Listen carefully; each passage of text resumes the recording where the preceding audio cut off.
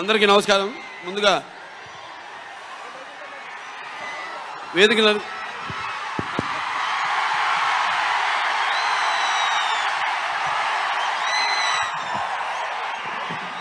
Thank you brother. ముందుగా వేదికలు అలంకరించిన మన తెలుగుదేశం పార్టీ జాతీయ అధ్యక్షుడు శ్రీ నారా చంద్రబాబు నాయుడు గారికి, అలాగే జనసేన పార్టీ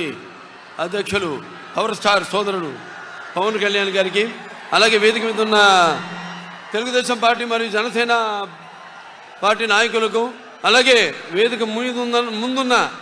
తెలుగుదేశం పార్టీ మరియు జనసేన కార్యకర్తలందరికీ కూడా, అలాగే ఈ యొక్క